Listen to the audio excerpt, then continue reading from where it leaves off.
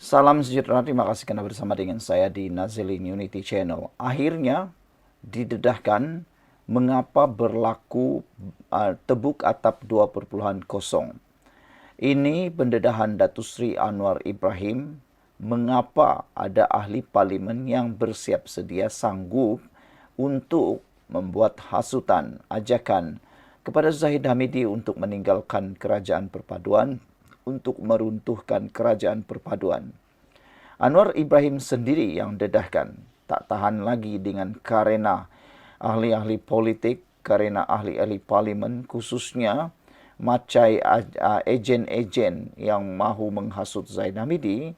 Anwar Ibrahim sendiri tampil mendedahkan apa sebab, mengapa macai ejen-ejen ini mahu menghasut Zahid Hamidi meninggalkan kerajaan perpaduan.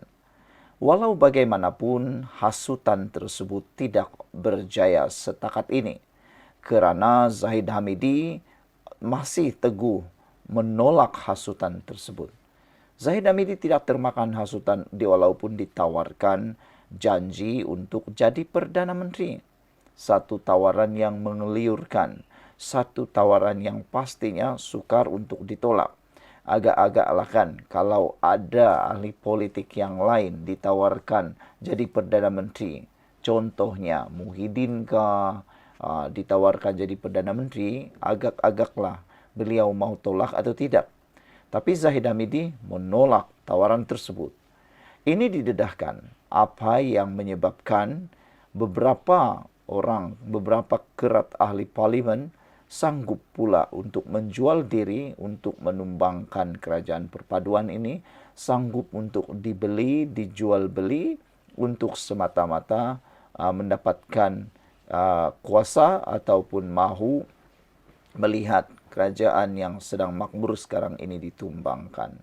Anwar Ibrahim menyatakan bahawa sebenarnya tindakan mereka mau menghasut meninggalkan kerajaan perpaduan ini adalah perkara biasa dalam politik. Hasutan, tindakan mempengaruhi orang-orang politik khususnya Zahid Hamidi adalah perkara biasa. Apabila beliau menyebut perkara biasa, maksudnya sudah berlaku beberapa kali perkara ini dalam politik. Lebih menarik lagi, Anwar Ibrahim tidak risau, bahkan tidak peduli sangat dengan hasutan tersebut. Kerana menurut Anwar, ianya melucukan apabila pembangkang menyerang beliau dan Zahid bukan kerana kes yang dihadapi. Sebaliknya, kerana Zahid tidak mau bersekongkol dengan mereka. Saudara, maknanya apa yang menjadi punca pihak-pihak tertentu mahu menjatuhkan kerajaan perpaduan pimpinan Anwar Ibrahim sekarang ialah kerana Zahid Hamidi tidak mahu bersekongkol dengan mereka. Rupa-rupanya ada juga usaha tertentu yang mahu mengajak Zahid Hamidi bukan saja mahu meninggalkan kerajaan, tetapi juga hasutan supaya bersekongkol dengan mereka. Apa yang menyebabkan mereka mahu bersekongkol ini? Kata Anwar Ibrahim, itu biasa politik, saya pun tidak risau.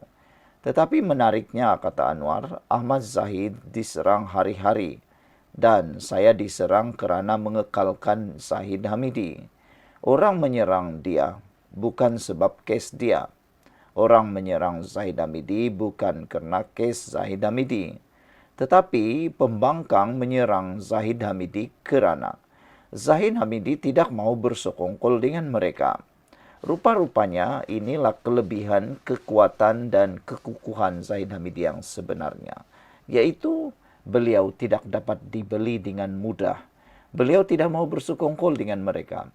Ada seorang rakan saya, juga peminat politik, akar umbi UMNO Barisan Nasional yang kuat. Beliau menyatakan bahawa kalau bukan Zahid Hamidi, UMNO dan Barisan Nasional sudah lama berkubur, sudah lama tinggal jadi legend, sudah lama tinggal jadi sejarah.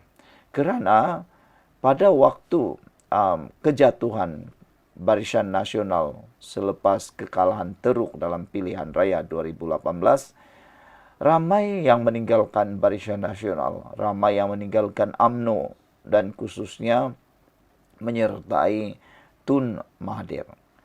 Ada juga tindakan yang mahu mengharamkan atau mau membubarkan UMNO. Anda masih ingat itu? Insiden di mana ada hasutan atau ada gesaan supaya Zahid Hamidi bubarkan saja UMNO dan menubuhkan parti lain bersama dengan ahli-ahli UMNO kerana dikatakan UMNO sudah kotor. Tapi oleh kerana kekukuhan dan keteguhan Zahid Hamidi, beliau tidak mengikut nasihat orang yang jealous, dengki dengan UMNO itu. Akhirnya apa terjadi? Nampaknya UMNO sekarang semakin lama semakin dapat diterima oleh rakyat sekali lagi. Jadi itulah rakan pengulas saya mengatakan bahawa UMNO dan Barisan Nasional ini diselamatkan kerana keteguhan dan kekukuhan prinsip Zahid Hamidi.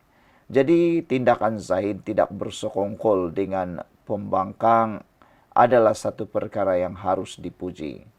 Inilah sebabnya mereka nak menjatuhkan kerajaan kerana kegagalan mereka bersekongkol dengan Zahid Hamidi. Kalau Zahid memilih untuk menyertai pembangkang, maka semua kesalahan akan dipadamkan. Apabila saya melihat itu, saya nyata bahawa orang ini pembangkang bukannya peduli mengenai kes yang disebutkan katanya. Beliau berkata demikian dalam program Ramah Mesra Perdana Menteri bersama diaspora Malaysia di Republik Korea pada semalam. Jadi saudara-saudara sekalian, nampaknya usaha pembangkang untuk mahu menghasut Zahid Hamidi adalah gagal. Mereka sebenarnya mahu bersekongkol, mahu supaya Zahid meninggalkan kerajaan perpaduan ini. Dan yang seperti dinyatakan oleh Anwar Ibrahim, perkara yang paling melucukan ialah apabila pembangkang menyerang beliau, yaitu Anwar Ibrahim dan Zahid, bukan kerana kes yang dihadapi. Sebaliknya kerana Zahid tidak mahu bersekongkol dengan mereka. Nak bersekongkol ini bersubahatlah kan? Bersubat dengan apa? Entahlah. Kata Anwar Ibrahim menambah lagi, dalam politik biasalah tuh. Hasut menghasut meninggalkan kerajaan biasa. Itu dalam politik. Saya tidak risau, kata Anwar. Tetapi yang menariknya, Ahmad Zahid Hamidi diserang hari-hari. Dan saya diserang kerana kekalkan dia. Orang menyerang dia bukan sebab kes dia.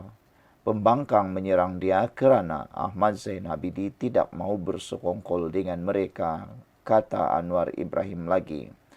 Kalau dia mahu memilih untuk menyertai pembangkang, maka semua kesalahan akan dipadamkan. Apabila saya melihat itu, saya nyata bahawa orang ini, yaitu pembangkang, bukannya peduli pun mengenai kes yang disebutkan. Sekian untuk kali ini, jangan lupa tinggalkan komen Anda.